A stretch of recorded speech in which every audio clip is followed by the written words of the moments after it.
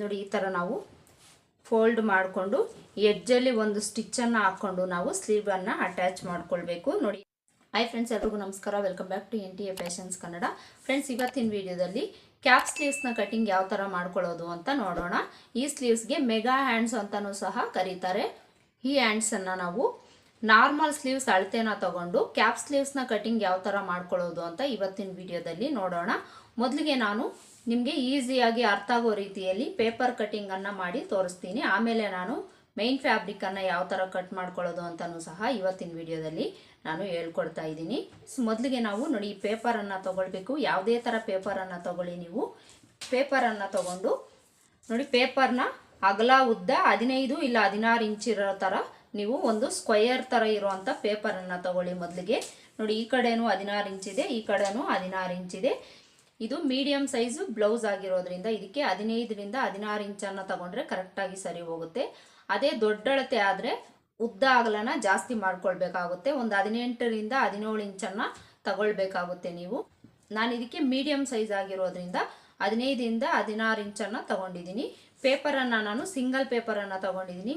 ಒಂದು ಸ್ಲೀವನ್ನು ನಾನು ಪೇಪರಲ್ಲಿ ಕಟ್ ಮಾಡಿ ತೋರಿಸ್ತೀನಿ. ಮೈನ್ ಫ್ಯಾಬ್ರಿಕಲ್ಲಿ 2 ಸ್ಲೀವನ್ನು ಯಾವ ಥರ ಕಟ್ ಮಾಡ್ಕೊಳ್ಳೋದು ಅಂತಲೂ ಸಹ ನಾನು ತೋರಿಸ್ತೀನಿ. ಈ ಥರದ ಪೇಪರನ್ನು ತಗೊಂಡು ನಾರ್ಮಲ್ ಸ್ಲೀವ್ಸ್ಗಾದರೆ ನೋಡಿ ನಾವು ಈ ಥರ ಪೇಪರನ್ನು ಫೋಲ್ಡ್ ಮಾಡಿಕೊಂಡು ಸ್ಲೀವ್ಸನ್ನು ಕಟ್ ಮಾಡ್ಕೊಳ್ತೀರಿ. ಆದರೆ ಮೆಗಾ ಸ್ಲೀವ್ಸ್ಗೆ ನಾವು ಈ ಥರ ಫೋಲ್ಡನ್ನು ಮಾಡ್ಕೊಳ್ಬಾರ್ದು. ನೋಡಿ ಈ ಥರ ಸ್ಕ್ವಯರ್ ಥರ ಇಟ್ಕೊಂಡು ಇದನ್ನು ಈ ಥರ ಟ್ರಯಾಂಗಲ್ ಶೇಪಲ್ಲಿ ನಾವು ಫೋಲ್ಡನ್ನು ಮಾಡ್ಕೊಳ್ಬೇಕು. ಈ ಥರ ಫೋಲ್ಡ್ ಮಾಡಿಕೊಂಡು ನೋಡಿ ಈ ಥರ ನಾವು ಟ್ರಯಾಂಗಲ್ ಶೇಪಲ್ಲಿ ಫೋಲ್ಡ್ ಮಾಡ್ಕೊಳ್ಬೇಕು. ಈ ಥರ ಫೋಲ್ಡ್ ಮಾಡಿಕೊಂಡು ಈಗ ಇದನ್ನು ಮತ್ತೆ ನಾವು ಇನ್ನೊಂದು ಫೋಲ್ಡನ್ನು ಮಾಡ್ಕೊಳ್ಬೇಕು. ಇದೇ ಥರ ಟ್ರಯಾಂಗಲ್ ಶೇಪಲ್ಲಿ ನೋಡಿ ಈ ಥರ ನಾವು ಟ್ರಯಾಂಗಲ್ ಶೇಪಲ್ಲಿ ಇನ್ನೊಂದು ಫೋಲ್ಡನ್ನು ಮಾಡ್ಕೊಳ್ಬೇಕು. ನೋಡಿ ಈ ಥರ ಫೋಲ್ಡನ್ನು ಮಾಡ್ಕೊಳ್ಬೇಕು. ಅರ್ಥ ಆಗ್ತಾ ಇದೆಯಲ್ಲ ಫ್ರೆಂಡ್ಸ್, ಯಾವ ಥರ ಪೇಪರನ್ನು ಫೋಲ್ಡ್ ಮಾಡ್ಕೊಳ್ಳೋದು ಅಂತ ನಾನು ಇನ್ನೊಂದು ಸಲ ತೋರಿಸ್ತೀನಿ. ನೋಡಿ ಪೇಪರನ್ನು ಈ ಥರ ಇಟ್ಕೊಂಡು ಟ್ರಯಾಂಗಲ್ ಶೇಪಲ್ಲಿ ಫೋಲ್ಡ್ ಮಾಡ್ಕೊಳ್ಬೇಕು. ಈ ಥರ ಫೋಲ್ಡ್ ಮಾಡಿಕೊಂಡು ಮತ್ತೆ ನಾವು ಟ್ರಯಾಂಗಲ್ ಶೇಪಲ್ಲೇ ಇನ್ನೊಂದು ಫೋಲ್ಡನ್ನು ಮಾಡ್ಕೊಳ್ಬೇಕು. ಈ ಥರ ನೋಡಿ ಈ ಥರ ಫೋಲ್ಡ್ ಮಾಡಿಕೊಂಡು ಈ ಓಪನ್ಸ್ ಇರೋದು ಈ ಕಡೆ ಇರಬೇಕು, ಈ ಕ್ಲೋಸ್ ಇರೋದು ನಮ್ಮ ಕಡೆ ಬರೋ ಥರ ಇಟ್ಕೊಳ್ಬೇಕು. ಈ ಥರ ಇಟ್ಕೊಂಡು ಮೊದಲಿಗೆ ನಾವು ಸ್ಲೀವ್ ಲೆಂತ್ ಮಾರ್ಕ್ ಮಾಡ್ಕೊಳ್ಳೋಣ. ಈ ಕ್ಯಾಪ್ ಸ್ಲೀವ್ಸ್ಗೆ ಯಾವುದೇ ಅಳತೆಗಾದರೂ ಕ್ಯಾಪ್ ಸ್ಲೀವ್ಸ್ನ ಲೆಂತು 3 ಇಂಚು ಇಲ್ಲ 4 ಇಂಚು ಲೆಂತನ್ನು ಇಟ್ಕೊಂಡ್ರೆ ಮಾತ್ರನೇ ಕ್ಯಾಪ್ ಸ್ಲೀವ್ಸ್ ಅನ್ನೋದು ಲುಕ್ ಅನ್ನೋದು ಬರುತ್ತೆ. ಅದಕ್ಕಿಂತ ಜಾಸ್ತಿ ಇಟ್ಕೊಂಡ್ರೆ ಲುಕ್ ಬರೋದಿಲ್ಲ ಫ್ರೆಂಡ್ಸ್. 3 ಇಂಚು ಇಲ್ಲ 4 ಇಂಚು ಒಳಗಡೆನೆ ನಾವು ಕ್ಯಾಪ್ ಸ್ಲೀವ್ಸ್ನ ಲೆಂತ್ ಅನ್ನೋದು ಇಟ್ಕೊಳ್ಬೇಕು. ಈಗ ನಾವು ಕ್ಯಾಪ್ ಸ್ಲೀವ್ಸ್ನ ಲೆಂತನ್ನು ಮಾರ್ಕ್ ಮಾಡ್ಕೊಳ್ಳೋಣ. 4 ಇಂಚ್ವರೆಗೂ ಇಟ್ಕೊಳ್ಬೋದು. ನಾನಿಲ್ಲಿ 3.5 ಇಂಚನ್ನು ಇಟ್ಕೊಳ್ತಾ ಇದ್ದೀನಿ. 3.5 ಇಂಚಿಗೆ ಇಲ್ಲಿ ನಾವು ಸ್ಟಿಚಿಂಗ್ಗೋಸ್ಕರ 1/2 ಇಂಚನ್ನು ಆ್ಯಡ್ ಮಾಡಿಕೊಂಡು 4 ಇಂಚನ್ನು ಇಟ್ಕೊಳ್ಳೋಣ. 4 ಇಂಚ್ಗೆ ಒಂದು ಮಾರ್ಕ್ ಮಾಡಿಕೊಂಡು ಈ ಕಡೆನೂ ಸಹ 4 ಇಂಚಿಗೆ ಒಂದು ಮಾರ್ಕ್ ಮಾಡಿಕೊಂಡು ಇಲ್ಲೊಂದು ಲೈನನ್ನು ಹಾಕ್ಕೊಳ್ಳೋಣ. ಈ ಥರ ಲೈನನ್ನು ಹಾಕ್ಕೊಂಡು ಈಗ ಹ್ಯಾಂಡ್ಸ್ ಲೂಸನ್ನು ಮಾರ್ಕ್ ಮಾಡ್ಕೊಳ್ಳೋಣ. ಹ್ಯಾಂಡ್ಸ್ ಲೂಸು ನೋಡಿ, ಹ್ಯಾಂಡ್ಸ್ ಲೂಸನ್ನು ನಾನು ಇದೇ ಸ್ಲೀವ್ಸ್ನ ಲೂಸನ್ನು ತೊಗೊಳ್ತಾ ಇದ್ದೀನಿ. ಕಸ್ಟಮರು ನನಗೆ ಇದೇ ಬ್ಲೌಸನ್ನು ಕೊಟ್ಟಿದ್ದಾರೆ ಫ್ರೆಂಡ್ಸ್. ಅದಕ್ಕೋಸ್ಕರ ಇದರಲ್ಲೇ ನಾನು ಹ್ಯಾಂಡ್ಸ್ ಲೂಸನ್ನು ತೊಗೊಳ್ತಾ ಇದ್ದೀನಿ. ನೋಡಿ ಇಲ್ಲಿ ಈ ಬ್ಲೌಸಲ್ಲಿ ಬಫ್ ಇದೆ, ಅದನ್ನು ಬಿಟ್ಟು ನಾವು ಇಲ್ಲಿಂದ ಈ ಕಡೆಗೆ 4 ಇಂಚಿಗೆ ತೊಗೊಳ್ಳೋಣ. 4 ಇಂಚಿಗೆ ಮಾರ್ಕ್ ಮಾಡಿಕೊಂಡು ಅಲ್ಲಿಂದ ಟೇಪನ್ನು ಸ್ಟ್ರೈಟಾಗಿ ಇಟ್ಕೊಂಡು ಕೆಳಗಡೆಗೆ ನಾವು ಎಷ್ಟಿದೆ ಅಂತ ನೋಡ್ಕೊಳ್ಬೇಕು. ನೋಡಿ ಇದು 6.5 ಇಂಚಿದೆ. 6.5 ಇಂಚಿಗೆ ನಾವು ಸ್ಲೀವ್ ಲೂಸನ್ನು ಮಾರ್ಕ್ ಮಾಡ್ಕೊಳ್ಳೋಣ. 6.5 ಇಂಚಿಗೆ ಮಾರ್ಕ್ ಮಾಡಿಕೊಂಡು ಈ ಕ್ಯಾಪ್ ಸ್ಲೀವ್ಸ್ಗೆ ನಮಗೆ ಫಿಟ್ಟಿಂಗ್ ಅನ್ನೋದು ಬರೋದಿಲ್ಲ ಫ್ರೆಂಡ್ಸ್. ಸ್ವಲ್ಪ ನಮಗೆ ಮೇಲೆ ಎತ್ಕೊಂಡೋ ಥರ ಬರುತ್ತೆ. ಅದನ್ನೇ ನಾವು ಕ್ಯಾಪ್ ಸ್ಲೀವ್ಸ್ ಅಂತ ಕರಿತೀವಿ. ಇದು 6.5 ಇಂಚ್ ಲೂಸ್ ಇದೆ ಅಂದರೆ ಇದಕ್ಕೆ ನಾವು ಒಂದು 1/2 ಇಂಚ್ ಎಕ್ಸ್ಟ್ರಾ ಅನ್ನೋದು ಆ್ಯಡ್ ಮಾಡ್ಕೊಳ್ಬೇಕು. 1/2 ಇಂಚ್ ಎಕ್ಸ್ಟ್ರಾ ಆ್ಯಡ್ ಮಾಡಿಕೊಂಡು ಇದಕ್ಕೆ ಮಾರ್ಜಿನ್ಗೋಸ್ಕರ ನಾವು 2 ಇಂಚು ಇಲ್ಲ 1.5 ಇಂಚನ್ನು ಇಟ್ಕೊಳ್ಬೋದು. ನಾನಿಲ್ಲಿ 1.5 ಇಂಚಿಗೆ ಮಾರ್ಕ್ ಮಾಡ್ಕೊಳ್ತಾ ಇದ್ದೀನಿ. 1.5 ಇಂಚಿಗೆ ಮಾರ್ಕ್ ಮಾಡಿಕೊಂಡು ಸ್ಲೀವ್ ಲೂಸು ಮಾರ್ಕ್ ಮಾಡ್ಕೊಂಡಾಯಿತು. ಈಗ ನಾವು ಹ್ಯಾಂಡ್ಸ್ ಡೌನಿಂಗನ್ನು ಮಾರ್ಕ್ ಮಾಡ್ಕೊಳ್ಬೇಕು.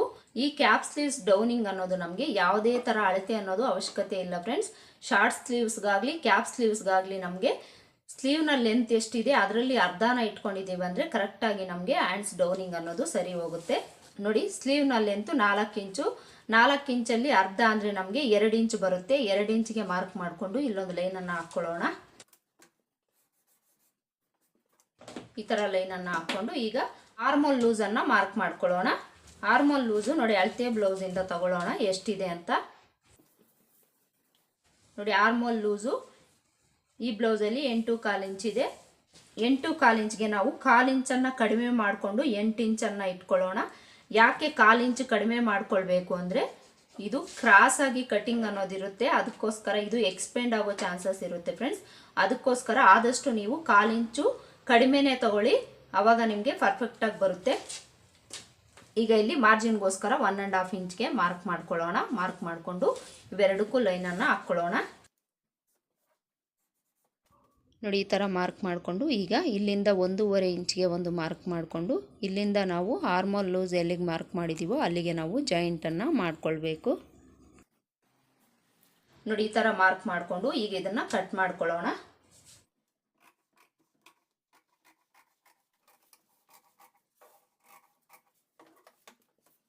ಈ ಥರ ಕಟ್ ಮಾಡಿಕೊಂಡು ಆರ್ಮೋಲ್ ಲೂಸ್ ಹತ್ರ ಈ ಮಧ್ಯಕ್ಕೆ ಒಂದು ನ್ಯಾಚನ್ನು ಹಾಕ್ಕೊಳ್ಬೇಕು.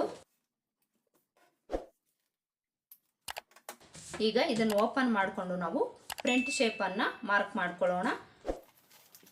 ನೋಡಿ ಈ ಥರ ಓಪನ್ ಮಾಡಿಕೊಂಡು ಇಲ್ಲಿಂದ 1 ಇಂಚ್ಗೆ ಒಂದು ಮಾರ್ಕ್ ಮಾಡ್ಕೊಳ್ಬೇಕು. 1 ಇಂಚ್ಗೆ ಒಂದು ಮಾರ್ಕ್ ಮಾಡಿಕೊಂಡು ಇಲ್ಲಿಂದ ಇಲ್ಲಿಗೆ ಎಷ್ಟಿದೆ ಅಂತ ನಾವು ನೋಡಿಕೊಂಡು ಅದರಲ್ಲಿ ಅರ್ಧನ ಇಟ್ಕೊಳ್ಳೋಣ. ನೋಡಿ ಅರ್ಧಕ್ಕೆ ಈ ಥರ ಟೇಪನ್ನು ಫೋಲ್ಡ್ ಮಾಡಿಕೊಂಡು ಇಲ್ಲೊಂದು ಮಾರ್ಕ್ ಮಾಡ್ಕೊಳ್ಬೇಕು. ಇಲ್ಲಿಂದ ಒಳಗಡೆಗೆ ನಾವು ಕಾಮನ್ ಆಗಿ ಫ್ರಂಟ್ ಶೇಪ್ಗೆ ಎಷ್ಟು ಮಾರ್ಕ್ ಮಾಡ್ಕೊಳ್ತೀವೋ 1/2 ಇಂಚ್ಗೆ ಮಾರ್ಕ್ ಮಾಡಿಕೊಂಡು ಇಲ್ಲಿಂದ ನಾವು ಕ್ರಾಸ್ ಆಗಿ ಈ ಥರ ಶೇಪನ್ನು ಕೊಟ್ಟು ನಾವು ಕಟ್ ಮಾಡ್ಕೊಳ್ಳೋಣ.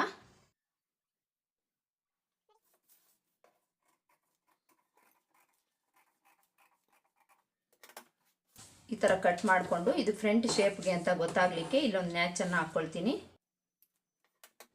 ನೋಡಿ ಮೆಗಾ ಹ್ಯಾಂಡ್ಸ್ನ ಕಟಿಂಗ್ ಆಯಿತು. ಈ ಥರ ನಮಗೆ 2 ಲೇಯರು ಫ್ಯಾಬ್ರಿಕ್ ಬರುತ್ತೆ. ಇದಕ್ಕೆ ಯಾವುದೇ ಥರ ಲೈನಿಂಗ್ ಅನ್ನೋದು ಯೂಸ್ ಮಾಡಲ್ಲ ಫ್ರೆಂಡ್ಸ್. ಇದೇ ನಮಗೆ 2 ಲೇಯರಲ್ಲಿ ಫ್ಯಾಬ್ರಿಕ್ ಅನ್ನೋದಿರುತ್ತೆ. ಈ ಕಡೆ ನಮಗೆ ಯಾವುದೇ ಥರ ಸ್ಟಿಚಿಂಗು ಸಹ ನಾವು ಹಾಕ್ಕೊಳ್ಳೋ ಅವಶ್ಯಕತೆ ಇರೋದಿಲ್ಲ. ನೋಡಿ ಈ ಸೈಡಲ್ಲಿ ನಾವು 2 ಪೀಸನ್ನು ಅಟ್ಯಾಚ್ ಮಾಡಿಕೊಂಡು ಸ್ಲೀವ್ಸನ್ನು ಅಟ್ಯಾಚ್ ಮಾಡಿಕೊಂಡ್ರೆ ಮೆಗಾ ಹ್ಯಾಂಡ್ಸ್ ಅನ್ನೋದು ರೆಡಿ ಆಗುತ್ತೆ. ಈಗ ಪೇಪರ್ ಕಟಿಂಗ್ ಆಯಿತು. ಮೇನ್ ಫ್ಯಾಬ್ರಿಕ್ ಯಾವ ಥರ ಕಟ್ ಮಾಡ್ಕೊಳ್ಳೋದು ಅಂತ ನೋಡೋಣ. ನೋಡಿ ಈ ಮೇನ್ ಫ್ಯಾಬ್ರಿಕ್ಕು ಸಹ ನೀವು ಉದ್ದ ಆಗಲ್ಲ ಕರೆಕ್ಟಾಗಿ 15 ಇಲ್ಲ 16 ಇಂಚ್ ಇರೋ ಥರ ಇಟ್ಕೊಳ್ಳಿ. ಮೇನ್ ಫ್ಯಾಬ್ರಿಕ್ಕನ್ನು ತಗೊಂಡು 2 ಲೇಯರಲ್ಲಿ ತಗೊಂಡಿದ್ದೀನಿ. ಯಾಕೆಂದರೆ ಇದು 2 ಹ್ಯಾಂಡ್ಸ್ಗೆ ಬೇಕು, ಅದಕ್ಕೋಸ್ಕರ ನಾನು 2 ಲೇಯರನ್ನು ತಗೊಂಡಿದ್ದೀನಿ.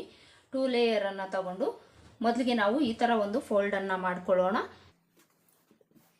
ಈ ಥರ ಫೋಲ್ಡ್ ಮಾಡಿಕೊಂಡು ಈಗ ನಾವು ಮತ್ತೆ ಇನ್ನೊಂದು ಫೋಲ್ಡನ್ನು ಮಾಡ್ಕೊಳ್ಬೇಕು. ಈ ಥರ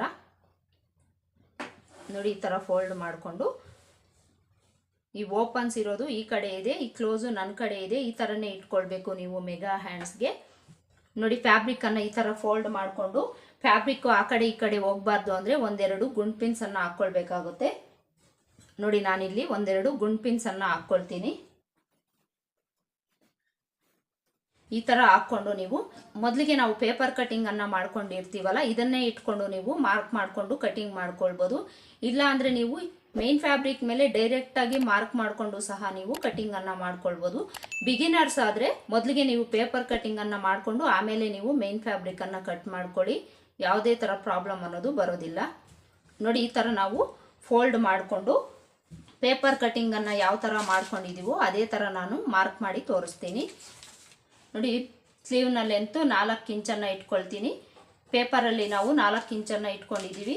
ಅಷ್ಟನ್ನೇ ನಾನು ಮೇನ್ ಫ್ಯಾಬ್ರಿಕಲ್ಲೂ ಸಹ ನಾನು ಮಾರ್ಕ್ ಮಾಡ್ಕೊಳ್ತೀನಿ. 4 ಇಂಚ್ಗೆ ಮಾರ್ಕ್ ಮಾಡಿಕೊಂಡು ಈ ಕಡೆನೂ ಸಹ 4 ಇಂಚ್ಗೆ ಮಾರ್ಕ್ ಮಾಡಿಕೊಂಡು ಇಲ್ಲೊಂದು ಲೈನನ್ನು ಹಾಕ್ಕೊಳ್ಬೇಕು. ನೋಡಿ ಈ ಥರ ಸ್ಟ್ರೈಟ್ ಲೈನನ್ನು ಹಾಕ್ಕೊಂಡು ಈಗ ಹ್ಯಾಂಡ್ಸ್ ಲೂಸನ್ನು ಮಾರ್ಕ್ ಮಾಡ್ಕೊಳ್ಳೋಣ. ಹ್ಯಾಂಡ್ಸ್ ಲೂಸು 6.5 ಇಂಚು, ಅದಕ್ಕೆ ನಾವು 1/2 ಇಂಚನ್ನು ಆ್ಯಡ್ ಮಾಡ್ಕೊಳ್ಬೇಕು. 1/2 ಇಂಚ್ ಆ್ಯಡ್ ಮಾಡಿಕೊಂಡ್ರೆ 7 ಇಂಚು. ಪೇಪರ್ ಕಟಿಂಗ್ ಯಾವ ಥರ ನಾವು ಮಾರ್ಕ್ ಮಾಡ್ಕೊಂಡಿದ್ದೀವೋ ಅದೇ ಥರನೇ ಮೇನ್ ಫ್ಯಾಬ್ರಿಕಲ್ಲೂ ಸಹ ನಾವು ಮಾರ್ಕ್ ಮಾಡ್ಕೊಳ್ಬೇಕು. ಇದಕ್ಕೆ ಮಾರ್ಜಿನ್ಗೋಸ್ಕರ ನಾನು 1.5 ಇಂಚನ್ನು ಇಟ್ಕೊಳ್ತೀನಿ. ಈಗ ಹ್ಯಾಂಡ್ಸ್ ಡೌನಿಂಗು 4 ಇಂಚಲ್ಲಿ ಅರ್ಧ 2 ಇಂಚು, 2 ಇಂಚ್ಗೆ ಮಾರ್ಕ್ ಮಾಡಿಕೊಂಡು ಇಲ್ಲೊಂದು ಲೈನನ್ನು ಹಾಕ್ಕೊಳ್ಬೇಕು. ಈ ಥರ ಲೈನನ್ನು ಹಾಕ್ಕೊಂಡು ಈಗ ನಾವು ಆರ್ಮೋಲ್ ಲೂಸನ್ನು ಮಾರ್ಕ್ ಮಾಡ್ಕೊಳ್ಳೋಣ. ಆರ್ಮೋಲ್ ಲೂಸು ಪೇಪರ್ ಕಟಿಂಗಲ್ಲಿ ನಾವು ಎಷ್ಟನ್ನು ಇಟ್ಟಿದ್ದೀವೋ ಅಷ್ಟನ್ನೇ ಇಟ್ಕೊಳ್ಳೋಣ.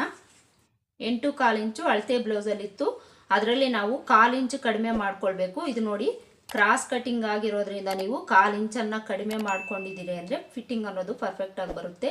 ಇಲ್ಲಾಂದರೆ ಇದು ಎಕ್ಸ್ಪೆಂಡ್ ಆಗೋ ಚಾನ್ಸಸ್ ಇರುತ್ತೆ. ಅದಕ್ಕೋಸ್ಕರ ನೀವು ಒಂದು 1/4 ಇಂಚು ಕಡಿಮೆನೇ ತಗೊಳ್ಳಿ. ಈಗ ಮಾರ್ಜಿನ್ಗೋಸ್ಕರ 1.5 ಇಂಚ್ ಎಕ್ಸ್ಟ್ರಾನ ಇಟ್ಕೊಂಡು ಇವೆರಡು ಮಾರ್ಕನ್ನು ಜಾಯಿಂಟ್ ಮಾಡ್ಕೊಳ್ಬೇಕು.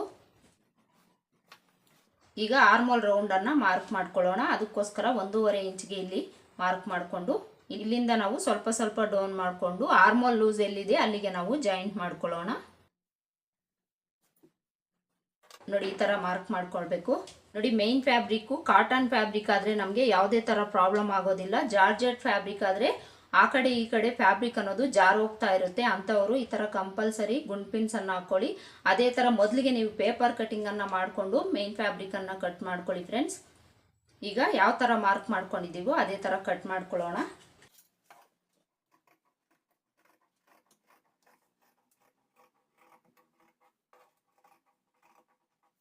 ಈ ಥರ ಕಟ್ ಮಾಡಿಕೊಂಡು ಆರ್ಮೋಲ್ ಲೂಸ್ ಹತ್ರ ಈ ಮಧ್ಯಕ್ಕೆ ಒಂದು ನ್ಯಾಚನ್ನು ಹಾಕ್ಕೊಳ್ಳೋಣ.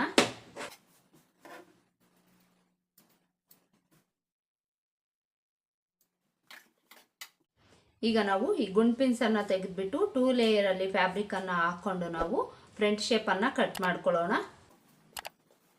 ನೋಡಿ ಫ್ರೆಂಡ್ಸ್, ಈ ಥರ ಹಾಕ್ಕೊಳ್ಬೇಕು. ಈ ಥರ ಹಾಕ್ಕೊಂಡು ಇಲ್ಲೂ ಸಹ ನಾವು ಗುಂಡ್ಪಿನ್ಸನ್ನು ಹಾಕ್ಕೊಳ್ಳೋಣ. ಯಾಕೆಂದರೆ ಆ ಕಡೆ ಈ ಕಡೆ ಹೋಗೋ ಚಾನ್ಸಸ್ ಇರುತ್ತೆ ಫ್ಯಾಬ್ರಿಕ್ಕು. ಅದಕ್ಕೋಸ್ಕರ ಇಲ್ಲೂ ಸಹ ನಾನು ಗುಂಡ್ಪಿನ್ಸನ್ನು ಹಾಕ್ಕೊಳ್ತೀನಿ. ಈ ಥರ ಹಾಕ್ಕೊಂಡು ಈಗ ಇಲ್ಲಿಂದ ನಾವು ಮಧ್ಯಕ್ಕೆ ನ್ಯಾಚ್ ಹಾಕಿದ್ದೀವಲ್ಲ, ಇಲ್ಲಿಂದ 1 ಇಂಚ್ಗೆ ಒಂದು ಮಾರ್ಕನ್ನು ಮಾಡ್ಕೊಳ್ಬೇಕು. ನೋಡಿ, 1 ಇಂಚ್ಗೆ ಮಾರ್ಕ್ ಮಾಡಿಕೊಂಡು ಇಲ್ಲಿಂದ ನಾವು ಆರ್ಮೋಲ್ ಲೂಸ್ ಹತ್ರಕ್ಕೆ ಎಷ್ಟಿದೆ ಅಂತ ನೋಡಿಕೊಂಡು ಅದರಲ್ಲಿ ಅರ್ಧಕ್ಕೆ ಒಂದು ಮಾರ್ಕ್ ಮಾಡ್ಕೊಳ್ಳೋಣ. ನೋಡಿ, ಟೇಪನ್ನು ಇಲ್ಲಿಗೆ ಇಟ್ಕೊಂಡು ಅರ್ಧಕ್ಕೆ ಈ ಥರ ಫೋಲ್ಡ್ ಮಾಡ್ಕೊಳ್ಳಿ. ಈ ಥರ ಫೋಲ್ಡ್ ಮಾಡಿಕೊಂಡು ಇಲ್ಲಿಗೆ ಒಂದು ಮಾರ್ಕ್ ಮಾಡ್ಕೊಳ್ಳೋಣ. ಈ ಥರ ಮಾರ್ಕ್ ಮಾಡಿಕೊಂಡು ನೋಡಿ, ಫ್ರಂಟ್ ಶೇಪ್ಗೆ 1/2 ಇಂಚ್ ಒಳಗಡೆಗೆ ಒಂದು ಮಾರ್ಕ್ ಮಾಡಿಕೊಂಡು ಇಲ್ಲಿಂದ ನಾವು ಈ ಥರ ಒಂದು ಶೇಪನ್ನು ಕೊಡಬೇಕು. ನೋಡಿ, ಈ ಥರ ಶೇಪನ್ನು ಕೊಟ್ಟು ಈಗ ಇದನ್ನು ಕಟ್ ಮಾಡ್ಕೊಳ್ಳೋಣ. ಹಾಗೆಯೇ ಫ್ರೆಂಡ್ಸ್, ಈ ವಿಡಿಯೋ ನಿಮಗೆ ಸ್ವಲ್ಪನಾದರೂ ಹೆಲ್ಪ್ ಆಯಿತು ಅಂತ ಅನಿಸಿದರೆ ವಿಡಿಯೋಗೆ ಒಂದು ಲೈಕ್ ಕೊಡೋದನ್ನು ಮರಿಬೇಡಿ. ತಪ್ಪದೇ ಒಂದು ಲೈಕನ್ನು ಕೊಡಿ ಫ್ರೆಂಡ್ಸ್. ಈ ಥರ ಕಟ್ ಮಾಡಿಕೊಂಡು ಇದು ಫ್ರಂಟ್ ಶೇಪ್ಗೆ ಅಂತ ಗೊತ್ತಾಗಲಿಕ್ಕೆ ಇಲ್ಲೊಂದು ನ್ಯಾಚನ್ನು ಹಾಕ್ಕೊಳ್ಳೋಣ. ಈಗ ತೋರಿಸ್ತೀನಿ ನಾನು 2 ಸ್ಲೀವ್ಸು ಯಾವ ಥರ ಬಂದಿದೆ ಅಂತ. ನೋಡಿ ಫ್ರೆಂಡ್ಸ್, ಈ ಥರ ಬಂದಿರುತ್ತೆ ನಮಗೆ ಸ್ಲೀವ್ಸು. ಇದನ್ನು ನಾವು ಓಪನ್ ಮಾಡಿಕೊಂಡು ನೋಡಿ, ಈ ಥರ ನಾವು ಫೋಲ್ಡ್ ಮಾಡಿಕೊಂಡು ಎಡ್ಜಲ್ಲಿ ಒಂದು ಸ್ಟಿಚ್ಚನ್ನು ಹಾಕ್ಕೊಂಡು ನಾವು ಸ್ಲೀವನ್ನು ಅಟ್ಯಾಚ್ ಮಾಡ್ಕೊಳ್ಬೇಕು. ನೋಡಿ, ನಾನಿಲ್ಲಿ 2 ಸ್ಲೀವ್ಸನ್ನು ಒಂದೇ ಸಲ ನಾನು ಕಟ್ ಮಾಡ್ಕೊಂಬಿಟ್ಟಿದ್ದೀನಿ. ಇದಕ್ಕೆ ನಾವು ಯಾವುದೇ ಥರ ಲೈನಿಂಗ್ ಅನ್ನೋದು ಯೂಸ್ ಮಾಡೋದಿಲ್ಲ ಫ್ರೆಂಡ್ಸ್. ಇದು ಫ್ಯಾಬ್ರಿಕ್ಕು 2 ಲೇಯರಲ್ಲಿ ಫೋಲ್ಡ್ ಆಗಿ ನಾವು ಕಟಿಂಗನ್ನು ಮಾಡ್ಕೊಳ್ತೀವಿ. ಅದಕ್ಕೋಸ್ಕರ ಇದಕ್ಕೆ ಯಾವುದೇ ಥರ ಲೈನಿಂಗನ್ನು ಯೂಸ್ ಮಾಡೋಲ್ಲ. ನೋಡಿ, ಎಡ್ಜಲ್ಲಿ ಒಂದು ಸ್ಟಿಚ್ಚನ್ನು ಹಾಕ್ಕೊಂಡು ಸ್ಲೀವನ್ನು ಅಟ್ಯಾಚ್ ಮಾಡ್ಕೊಳ್ಬೇಕು ಅಷ್ಟೇ. ನೋಡಿದ್ರಲ್ಲ ಫ್ರೆಂಡ್ಸ್, ಇವತ್ತಿನ ವಿಡಿಯೋದಲ್ಲಿ ಕ್ಯಾಪ್ ಸ್ಲೀವ್ಸ್ನ ಕಟಿಂಗನ್ನು ಹೇಳ್ಕೊಟ್ಟಿದ್ದೀನಿ. ಬಿಗಿನರ್ಸ್ಗೂ ಸಹ ಅರ್ಥ ಆಗೋ ರೀತಿಯಲ್ಲಿ ಮೊದಲಿಗೆ ಪೇಪರ್ ಕಟಿಂಗ್ ಮಾಡಿ ತೋರಿಸಿದ್ದೀನಿ. ಆಮೇಲೆ ಮೈನ್ ಫ್ಯಾಬ್ರಿಕಲ್ಲಿ ಯಾವ ಥರ ಕಟ್ ಮಾಡ್ಕೊಳ್ಳೋದು ಅಂತಲೂ ಸಹ ನಾನು ಇವತ್ತು ಹೇಳ್ಕೊಟ್ಟಿದ್ದೀನಿ. ಇದಿಷ್ಟು ಇವತ್ತಿನ ವಿಡಿಯೋ. ಹೋಪ್ ಈ ವಿಡಿಯೋ ನಿಮ್ಗೆ ಇಷ್ಟ ಆಗಿದೆ ಅಂತ ಅಂದ್ಕೊಳ್ತೀನಿ. ಇಷ್ಟ ಆಗಿದ್ರೆ ಲೈಕ್ ಮಾಡಿ, ಶೇರ್ ಮಾಡಿ. ಹಾಗೆ ಚಾನಲ್ನ ಸಬ್ಸ್ಕ್ರೈಬ್ ಮಾಡ್ಕೊಂಡಿಲ್ಲ ಅಂದರೆ ಈಗಲೇ ಸಬ್ಸ್ಕ್ರೈಬ್ ಮಾಡಿಕೊಂಡು ಪಕ್ಕದಲ್ಲಿರೋ ಬೆಲ್ಲೈಕನ್ನ ಕ್ಲಿಕ್ ಮಾಡ್ಕೊಳ್ಳಿ. ನಾನು ಹಾಕೋ ವೀಡಿಯೋಸ್ ಎಲ್ಲ ನಿಮಗೆ ನೋಟಿಫಿಕೇಷನ್ ಬರುತ್ತೆ. ಮತ್ತೆ ಸಿಗೋಣ ಮುಂದಿನ ವಿಡಿಯೋದಲ್ಲಿ. ಅಲ್ಲಿವರೆಗೂ ನಮಸ್ಕಾರ. Thanks for watching.